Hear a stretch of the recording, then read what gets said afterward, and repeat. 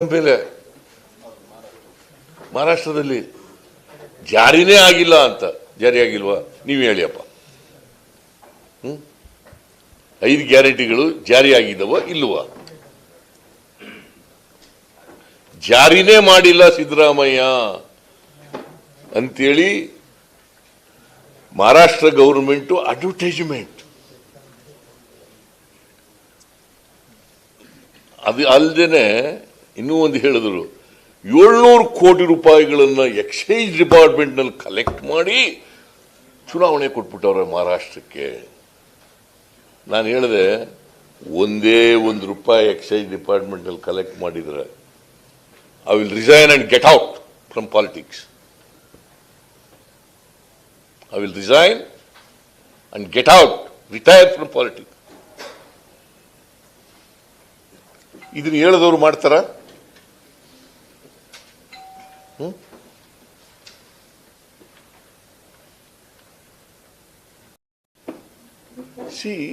ನಾನೇನು ಹೇಳ್ತೀನಿ ಅಂದ್ರೆ, ಸತ್ಯ ಹೇಳಲಿ, ಸತ್ಯಕ್ಕೆ ಹತ್ತಿರವಾಗಿರೋ ಹೇಳಲಿ,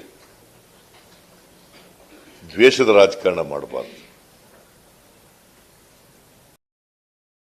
ದ್ವೇಷದ ರಾಜಕಾರಣ ಮಾಡಲಿಕ್ಕೋಸ್ಕರವಾಗಿ ಅಪಪ್ರಚಾರ ಮಾಡ್ತಕ್ಕಂಥದ್ದು, ಸುಳ್ಳು ಆರೋಪಗಳನ್ನು ಮಾಡ್ತಕ್ಕಂಥದ್ದು ಮಾಡಬಾರ್ದು. ಇದಕ್ಕೆಲ್ಲ ಇವತ್ತು ಯಾವತ್ತು ಚುನಾವಣೆ ನಡೆದದ್ದು? 13ನೇ ತಾರೀಕಲ್ಲ? 13ನೇ ತಾರೀಕು ಉತ್ತರ ಜನ, ಈ ರಾಜ್ಯದ ಜನ ಉತ್ತರ ಕೊಟ್ಟಿದ್ದಾರೆ. ಈ ರಾಜ್ಯದ ಜನ ತಕ್ಕ ಉತ್ತರ ಏನು? ದೇವೇಗೌಡರು ಸಿದ್ದರಾಮಯ್ಯನ ಸೊಕ್ಕು ಮುರಿಬೇಕು,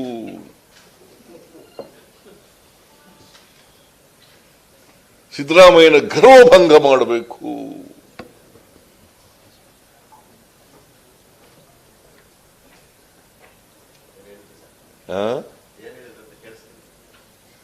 ಸೊಕ್ಕು ಮುರಿಬೇಕು, ಗರ್ವಭಂಗ ಮಾಡಬೇಕು, ನನ್ನ ಕಾಂಗ್ರೆಸ್ನ ಕಿತ್ತೊಗಿರಿ, ಕಾಂಗ್ರೆಸ್ಸಿನ ಅಧಿಕಾರದಿಂದ ತೆಗೆಯದೇ ನನ್ನ ಜೀವನದ ಉದ್ದೇಶ.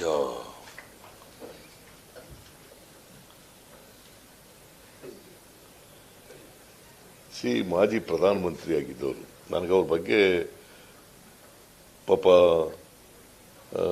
ಮಾಜಿ ಪ್ರಧಾನಮಂತ್ರಿಗಳು ಈ ಥರ ನನ್ನ ಮೇಲೆ ಎಲ್ಲ ಆರೋಪ ಮಾಡಿದ್ರಲ್ಲ ಅನ್ನೋದು ಸ್ವಲ್ಪ ಬೇಸರ ಆಗಿದೆ. ಸುಳ್ಳು ಆರೋಪಗಳು ಮಾಡಿದ್ರು. ಮಾಜಿ ಪ್ರಧಾನಮಂತ್ರಿ ಆಗಿದ್ದವರು, ಮಾಜಿ ಮುಖ್ಯಮಂತ್ರಿ ಆಗಿದ್ದವರು, ಮತ್ತೆ ನಾನು ಅವ್ರ ಜೊತೆ ಬಹಳ ವರ್ಷ ಇದ್ದವನು. ಗೊತ್ತಿದ್ದು ಸಿದ್ದರಾಮಯ್ಯನಿಗೆ ಅಹಂಕಾರ, ಸಿದ್ದರಾಮಯ್ಯನ ಗರ್ವಭಂಗ ಮಾಡ್ತೀನಿ, ಸೊಕ್ಕು ಮುರಿತೀನಿ.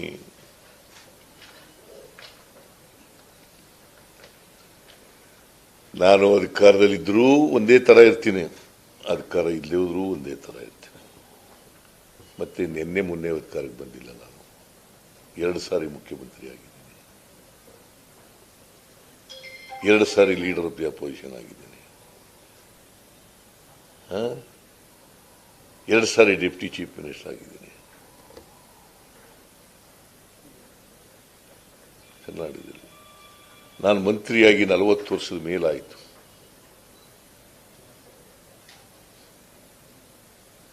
ಸಾವಿರದ 1984 ಆಗಸ್ಟ್ 17ನೇ ತಾರೀಕು ಮಂತ್ರಿ ಆದದ್ದು.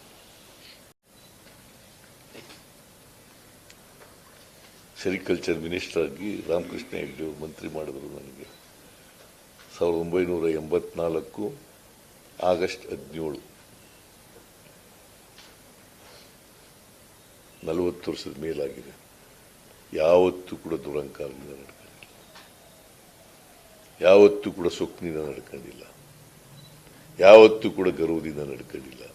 ಅಧಿಕಾರ ಜನ ಕೊಡೋದು, ಜನ ಕೊಟ್ಟರೆ ನಾವು ಇಲ್ಲಿ ಕೂತಿರ್ತೀವಿ.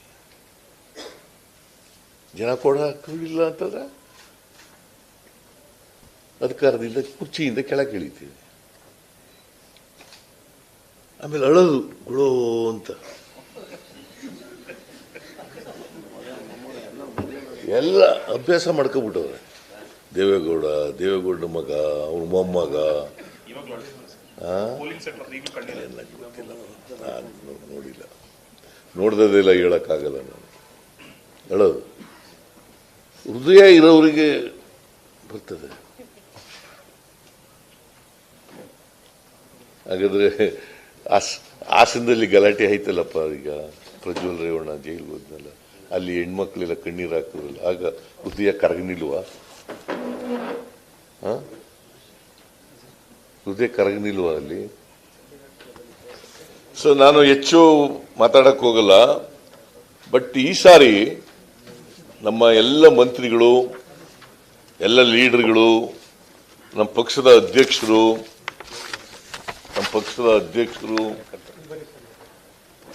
ಎಲ್ಲ ನಮ್ಮ ಪಕ್ಷದ ಲೀಡರ್ಗಳು, MLAಗಳು, ಕಾರ್ಯಕರ್ತರು ಎಲ್ಲರೂ ಕೂಡ ಕೆಲಸ ಮಾಡಿದ್ದಾರೆ. ಅವರೆಲ್ಲರ ಶ್ರಮದ ಫಲವೇ ಇವತ್ತು ನಾವು 3 ಕ್ಷೇತ್ರಗಳಲ್ಲಿ ಗೆದ್ದಿರ್ತಕ್ಕಂಥ.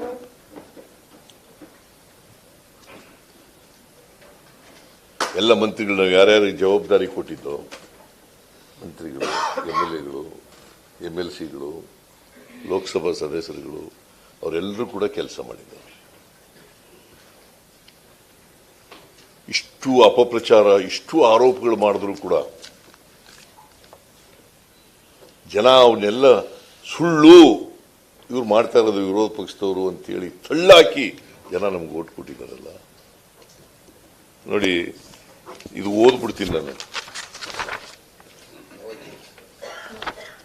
Empower work boards in consultation with the religious leaders, taking steps to remove encroachments from and unauthorized occupation of work properties. ಇದು ಯಾರು ಹೇಳಿರೋದು? ಯಾರ ಮ್ಯಾನಿಫೆಸ್ಟೋ? ಇದು ಬಿಜೆಪಿ ಅವ್ರ ಮ್ಯಾನಿಫೆಸ್ಟೋ. ಬಿಜೆಪಿ ಅವ್ರ ಮ್ಯಾನಿಫೆಸ್ಟೋ 2014ರಲ್ಲಿ. ಇವತ್ತು ಕೋಮುವಾದ ಮಾಡಕ್ಕೆ ಕೊಟ್ಟಿದಾರಲ್ಲ, ಜನ ಸುಮ್ಮನೆ ಇರ್ತಾರ? ಇವರ ಕೋಮುವಾದನ ಜನ ಅರ್ಥ ಮಾಡ್ಕೊಳ್ತಾರೆ. ಮತ್ತೆ ಬಹಳ ಜನ ಪೆದ್ರು ಅಂತ ತಿಳ್ಕೊಬಿಟ್ಟವ್ರೆ. ಮತದಾರನ ನಾವು ಏನ್ ಹೇಳಿದ್ರು ನಡೀತದೆ, ಮಿಸ್ಲೀಡ್ ಮಾಡ್ಬಿಡ್ಬೋದು ಅವ್ರನ್ನ ಅಂತ ಅನ್ಕೊಬಿಟ್ಟಿದ್ದಾರೆ. See people, particularly the voters of this state are enlightened, are awakened. They should not be misled by the opposition parties' false allegations and mispropaganda.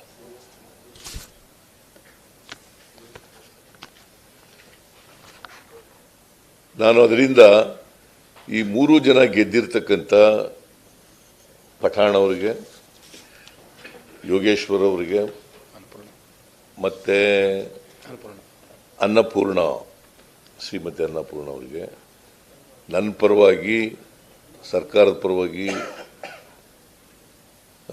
ಪಕ್ಷದ ಮುಖಂಡರ ಪರವಾಗಿ ಅಭಿನಂದನೆಗಳನ್ನು ಸಲ್ಲಿಸಲಿಕ್ಕೆ ಬಯಸ್ತಾ ಇದ್ದೇನೆ. ತಾಳಪ್ಪ, ದೇವೇಗೌಡರ ಬಗ್ಗೆ ಮಾತ್ರ. ಆಮೇಲೆ ಎಲ್ಲ ಮಂತ್ರಿಗಳಿಗೆ, ವಿಶೇಷವಾಗಿ ಚನ್ನಪಟ್ಟಣದಲ್ಲಿ DK ಶಿವಕುಮಾರ್, DK ಸುರೇಶ್, ಆಮೇಲೆ ಸಂತೋಷ್ ಲಾಡು ಎಲ್ಲ ಇದರಲ್ಲಿದ್ದರು. ಸುಮಾರು ಸಂಡೂರಿನಲ್ಲಿ 15 ದಿನಗಳಿಗಿಂತ ಜಾಸ್ತಿ ಇದ್ದಲ್ಲ. ನಾನು 3 ಡೇಸ್ ಹೋಗಿದ್ದೆ, 18 ಸಭೆಗಳನ್ನು ಮಾಡಿದೆ. ನಾನು 3 ಕ್ಷೇತ್ರಗಳಿಗೆ ಹೋಗಿದ್ದೆ. ಕೋರ್ಸ್ 2 ದಿನ ಮಾತ್ರ ಚನ್ನಪಟ್ಟಣ, ಶಿಗ್ಗಾಂವ್ ಮತ್ತು ಸಂಡೂರು, 3 ದಿನಗಳು, ಒಟ್ಟು 6 ದಿನಗಳು ಕ್ಯಾಂಪೇನ್ ಮಾಡಿದೆ ಸತತವಾಗಿ. 8 ದಿನ ಸರ್, 8 ದಿನಗಳ ಕಾಲ ಸತತವಾಗಿ ಮಾಡಿದೆ. ಆಮೇಲೆ ನಾನು ಎಲ್ಲ ಕಾರ್ಯಕರ್ತರಿಗೆ ಪಕ್ಷದ ಎಲ್ಲ ಕಾರ್ಯಕರ್ತರಿಗೆ, ಮುಖಂಡರುಗಳಿಗೆ, ಮಂತ್ರಿಗಳಿಗೆ, MLAಗಳಿಗೆ ಅವರಿಗೆ ಧನ್ಯವಾದಗಳನ್ನು ಹೇಳಲಿಕ್ಕೆ ಬಯಸ್ತಾ ಇದ್ದೆ. ಅವರೆಲ್ಲರ ಶ್ರಮದಿಂದ ನಾವು ಗೆದ್ದಿದ್ದೀವಿ. ಮತದಾರರಿಗೆ ಧನ್ಯವಾದಗಳು. ಇದರಲ್ಲಿ ವಯನಾಡಿನಲ್ಲಿ ಸುಮಾರು 4 ಲಕ್ಷಕ್ಕೂ ಹೆಚ್ಚು ಮತಗಳ ಅಂತರದಿಂದ ಗೆದ್ದಿದ್ದೀವಿ. ಶ್ರೀಮತಿ ಪ್ರಿಯಾಂಕಾ ಗಾಂಧಿ ಅವರಿಗೆ ಧನ್ಯವಾದಗಳನ್ನು, ಅಭಿನಂದನೆಗಳನ್ನು ಹೇಳಲಿಕ್ಕೆ ಬಯಸ್ತಾ ಇದ್ದೇನೆ. ಮತ್ತು ವಯನಾಡಿನ ಮತದಾರರಿಗೆ ರಾಹುಲ್ ಗಾಂಧಿ ಅವ್ರಿಗಿಂತಲೂ ಜಾಸ್ತಿ ಮತ ಕೊಟ್ಟಿದ್ದಾರೆ. ರಾಹುಲ್ ಗಾಂಧಿ ಅವರು 3 ಲಕ್ಷ ಚಿಲ್ಲರೆ ಅಷ್ಟೇ ಗೆದ್ದಿದ್ರು.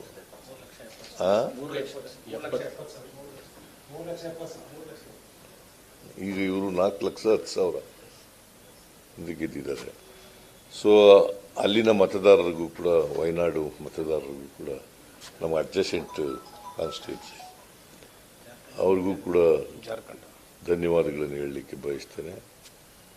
ಆಮೇಲೆ ನಮಗೆ ಮಹಾರಾಷ್ಟ್ರದಲ್ಲಿ ದೊಡ್ಡ ಹಿನ್ನಡೆ ಆಗಿದೆ. ನಾನು ಒಂದು 2 ದಿನ ಹೋಗಿದ್ದೆ, 2 ಡೇಸು, 4 ಕಾನ್ಸ್ಟಿಟ್ಯೂನ್ಸಿಗಳಲ್ಲಿ ಮಾತ್ರ ಕ್ಯಾಂಪೇನ್ ಮಾಡಿದೆ. ನನಗೂ ಗೊತ್ತಿಲ್ಲ ಅದೇನು ಗೆದ್ದಿದ್ದೀವ ಯಾವ್ದಾರು ನಾವು ಹೋಗಿದ್ದೆವು. ಪ್ರಚಾರ ಮಾಡಿದವು.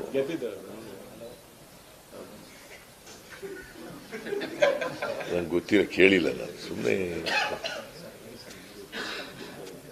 ಅಲ್ಲಿ ದೊಡ್ಡ ಹಿನ್ನಡೆ ಆಗಿದೆ. ಸೊ ಅದನ್ನ ಜಾರ್ಖಂಡ್ನಲ್ಲಿ ನಾವು ಅಧಿಕಾರ ಉಳಿಸ್ಕೊಂಡಿದ್ದೀವಿ. ಅಲ್ಲಿ CM ಪಾಪ ಜೈಲಿಗೆ ಹೋಗಿದ್ರು.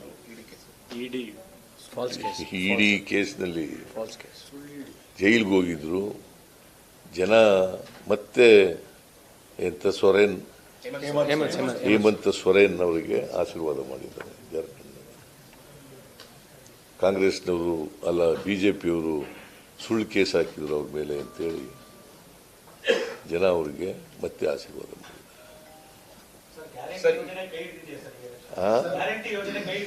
ಗ್ಯಾರಂಟಿ ಯೋಜನೆಗಳು ಕೈ ಹಿಡಿದಿರೋದ್ರಿಂದಲೇ ನಾವು ಗೆದ್ದಿರೋದು. ನಮ್ಮ ಅಭಿವೃದ್ಧಿ ಕೆಲಸಗಳಿಗೆ, ಗ್ಯಾರಂಟಿ ಯೋಜನೆಗಳಿಗೆ ಕೈ ಹಿಡಿದಿರೋದ್ರಿಂದಲೇ ಗೆದ್ದಿರೋದು.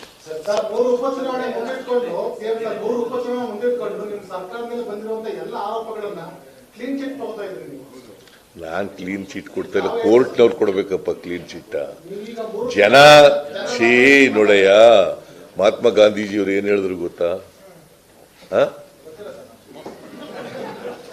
ಏನ್ ಹೇಳಿದ್ರು ಗೊತ್ತಾ? ನಮ್ಮ ನ್ಯಾಯಾಲಯಗಳಿಗಿಂತ ಜನತಾ ನ್ಯಾಯಾಲಯ ಇದೆಯಲ್ಲ, ಅದು ಶ್ರೇಷ್ಠ ಅಂತ ಹೇಳಿದ್ರು. ಗೊತ್ತಾಯ್ತಾ? ಈಗ ಜನತಾ ನ್ಯಾಯಾಲಯ ತೀರ್ಪು ಕೊಟ್ಟಿರೋದು.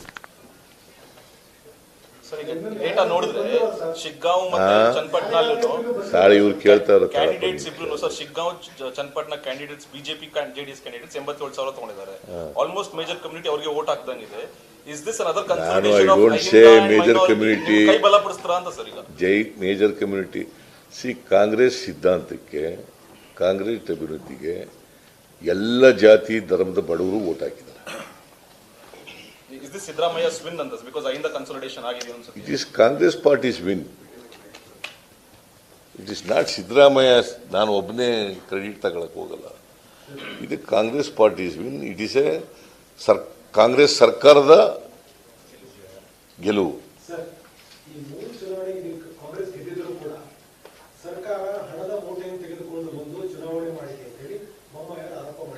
ಯಾರು? ನಾನು ಅದ್ರ ಬಗ್ಗೆ ಮಾತಾಡಕ್ ಹೋಗಲ್ಲ. ಎಲೆಕ್ಷನ್ ಕಮಿಷನ್ ಯಾರ ಅಧೀನದಲ್ಲಿರೋದು? ಅಂದ್ರೆ ಎಲೆಕ್ಷನ್ ಕಮಿಷನ್ ಸರಿ ಇಲ್ಲ ಅಂತಲ್ಲ ಅವ್ರ ಅರ್ಥ? ಹಾಗಾದ್ರೆ ಮಹಾರಾಷ್ಟ್ರದಲ್ಲಿ ಗೆದ್ರಲ್ಲಿ ಹೆಂಗ್ ಗೆದ್ದಿದ್ರು ಅವರು? ನಾವೆಲ್ಲ ಹೇಳಕ್ ಹೋಗಲ್ಲ, ಹೇಳಬಾರದು, ಹೇಳಲ್ಲ. ಮಹಾರಾಷ್ಟ್ರದಲ್ಲಿ 149ಕ್ಕೆ 125 ಸೀಟ್ ಗೆದ್ಬಿಟ್ರಲ್ಲ ಬಿಜೆಪಿ ಅವರು. ಹೆಂಗ್ ಗೆದ್ರು ಹೇಳಪ್ಪ ನೀನೆ? 149 ಕೊಟ್ಟಿದ್ದು ತಗೊಂಡಿದ್ದು ಅವರು, 125 ಗೆದ್ದಿದ್ದಾರೆ. ಇನ್ನು 24 ಸೀಟ್ನಲ್ಲಿ ಮಾತ್ರ ಸೋತಿದ್ದಾರೆ. ಎಷ್ಟು % ಆಯ್ತಾಯ್ತು? ಮತ್ತೆ ಹೆಂಗ್ ಗೆದ್ಬಿಟ್ರು? ಬಸವರಾಜ ಬೊಮ್ಮಾಯಿ ಸೋತ್ಬಿಟ್ಟು ಮುಖ್ಯಮಂತ್ರಿ ಆಗಿದ್ದವರು, ಮಾಜಿ ಮುಖ್ಯಮಂತ್ರಿ ಆಗಿದ್ದವರು, ಅವ್ರ ಮಗ ಸೋತ್ಬಿಟ್ಟಿದ್ದಾನೆ. ಈಗ ಸೋತ್ಬಿಟ್ಟು ದುಡ್ಡು ಖರ್ಚು ಮಾಡಿಬಿಟ್ರು ಕಾಂಗ್ರೆಸ್ನವರು, ಅದರಿಂದ ಗೆದ್ಬಿಟ್ರು ಅಂತಂದ್ರೆ ಅದು ನಂಬ್ಕೊಳ್ಳೋದ ಜನ? ಜನ ಬುದ್ಧಿವಂತರಿದ್ದಾರೆ. ಜನರನ್ನ ಮತದಾರರನ್ನ ದಡ್ಡರು ಮಾಡೋಕ್ಕಾಗಲ್ಲ ನಾವು. ಸರ್, ಈ ಫಲಿತಾಂಶ ಬಿಜೆಪಿ ಜೆಡಿಎಸ್ ಮೈತ್ರಿನ ಜನರು ತಿರಸ್ಕರಿಸಿದ್ದಾರೆ ಅಂತ ಹೇಳೋದು. ನೋಡಿ, ಅವರಿಬ್ಬರು ಸೋಲಿಸಿದ್ದಾರೆ ಜನ. ಕುಟುಂಬ ರಾಜಕಾರಣ ತಿರಸ್ಕಾರ ಅನ್ನೋ ಪದ ಸರಿ ಇಲ್ಲ ಅಂತ ಸೋಲಿಸಿದ್ದಾರೆ ಅಲ್ವಾ? ಸರ್, ಕುಟುಂಬ ರಾಜಕಾರಣದ ವಿರುದ್ಧ ಮತದಾರ ನಿರ್ಣಯ ಕೊಟ್ಟಿದ್ದಾನೆ ಅಂತ ಹೇಳ್ತೀರಾ? ಕುಟುಂಬ ರಾಜಕಾರಣದ ಮತದಾರ ನಿರ್ಣಯ ಕೊಟ್ಟಿದ್ದಾರೆ. ಒಟ್ಟಾರೆ ಅವರ ಅಪಪ್ರಚಾರ ಮತ್ತೆ ಸುಳ್ಳು ಆರೋಪಗಳಿಗೆ ಸೋಲಾಗಿದೆ.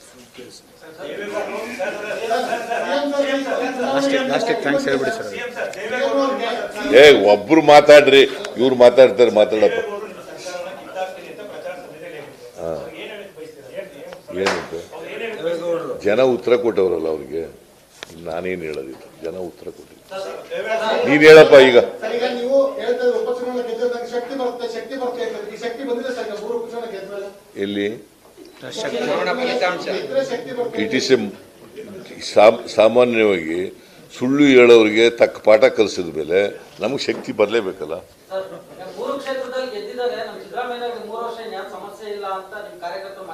ಯಾರು ನಮ್ಮ ಕಾರ್ಯಕರ್ತರು ಅಂದ್ರೆ ಯಾರಯ್ಯ?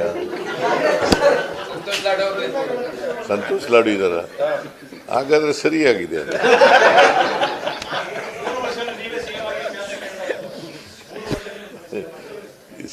ಜನ ನಮಗೆ ನಮ್ಮ ಅಭಿವೃದ್ಧಿ ಕೆಲಸಗಳಿಗೆ ಮತ್ತು ಗ್ಯಾರಂಟಿ ಯೋಜನೆಗಳಿಗೆ, ನಮ್ಮ ಸಿದ್ಧಾಂತಕ್ಕೆ ಜನ ಮೆಚ್ಚಿಕೊಂಡು ಓಟ್ ಕೊಟ್ಟಿದ್ದಾರೆ.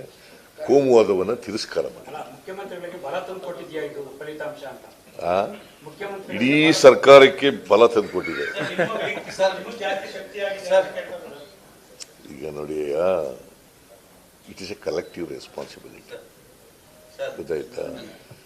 ಯಾವಾಗಲೂ ನಾನು ನಂಬರ್ 1 ಅಮಾಂಗ್ ದಿ ಈಕ್ವಲ್ಸ್ ಅಂತ. ನಾನು I am number 1 among the equals. Council of ministers ಅಂತಂದ್ರೆ ಏನು? What does it mean? Council of ministers ಅಂದ್ರೆ ಕಲೆಕ್ಟಿವ್ ರೆಸ್ಪಾನ್ಸಿಬಿಲಿಟಿ. ಒಬ್ಬರೇ ಇರೋದಿಲ್ಲ ಅದರಲ್ಲಿ, collective responsibility. Siddaramaiah as chief minister is number 1 among the equals. ಯಾವುದು?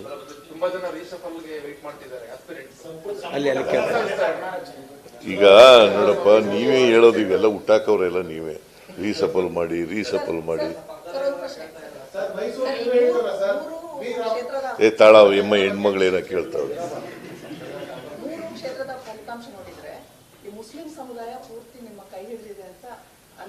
ಇಲ್ಲಮ್ಮ, ಯಾರ್ಯಾರು ಕೇಳಮ್ಮ ತಾಯಿ, ಯಾರು ಸೆಕ್ಯುಲರಿಸಮ್ ನಲ್ಲಿ ನಂಬಿಕೆ ಇಟ್ಟಿದವರೆಲ್ಲ ನಮ್ಮ ಕೈ ಹಿಡಿದಿದ್ದಾರೆ.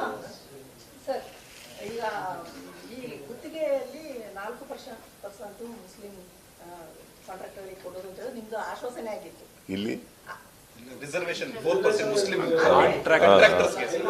ಆದ್ರೆ ಬಿಜೆಪಿಯವರು ವಿರೋಧ ವ್ಯಕ್ತಪಡಿಸಿದ ತಕ್ಷಣ ಅದು ಪ್ರಸ್ತಾವನೆ ಅಷ್ಟೇ ಅಂತ ಹೇಳಿದ್ರಿ ನೀವು. ಪ್ರಸ್ತಾಪ ಅಷ್ಟೇ ಅಂತ ಹೇಳಿದ್ರಿ. ಯಾಕೆ ಒಂದ್ ಸ್ಟೆಪ್ ಹಿಂದೆ ತಗೊಂಡ್ರಿ? ಇಲ್ಲಮ್ಮ, ಹಿಂದೆ ತಗೊಂಡಿದ್ದೀನಿ. ನಿಮ್ಗೆ ಗೊತ್ತಿಲ್ಲಮ್ಮ. ನೀವು I will set it right. ನೀವು ಹೇಳೋದು ಕರೆಕ್ಟಾಗಿ. ನೀವು 4% ತಗದು 3Aಗೆ 3Bಗೆ ಹಂಚಿದವ್ರು ಯಾರು? ಯಾರಮ್ಮ? 4 ಕೇಳಮ್ಮ ಸ್ವಲ್ಪ, ಕೇಳಮ್ಮ. ಇಲ್ಲಿ ಕಾಂಟ್ರಾಕ್ಟ್ ವಿಷಯನ, ಇದು ರಿಸರ್ವೇಶನ್. ಕಾಂಟ್ರಾಕ್ಟ್ ಬಗ್ಗೆ ಮಾತಾಡ್ತಾರೆ. ಕಾಂಟ್ರಾಕ್ಟ್ ಬಗ್ಗೆ ಕಾಂಟ್ರಾಕ್ಟ್ 4% ಕೊಟ್ಟಿಲ್ಲ. ಎಲ್ಲಿ ವಾಪಸ್ ತಗೊಂಡಿದ್ದೀನಿ?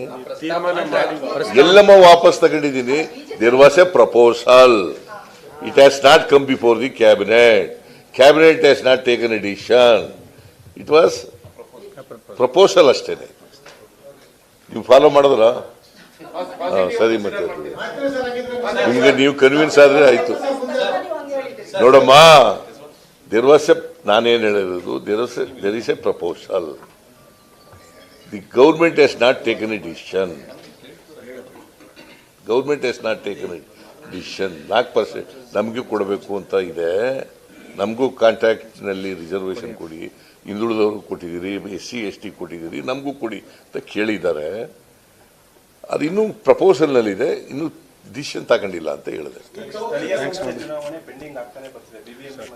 ಈಗ ಇದಕ್ಕೂ ಸಂಬಂಧ ಏನು?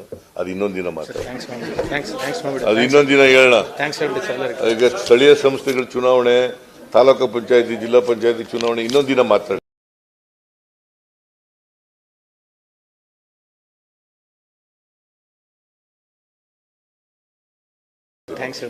ಈಗ ನಿಮ್ಗೆಲ್ಲ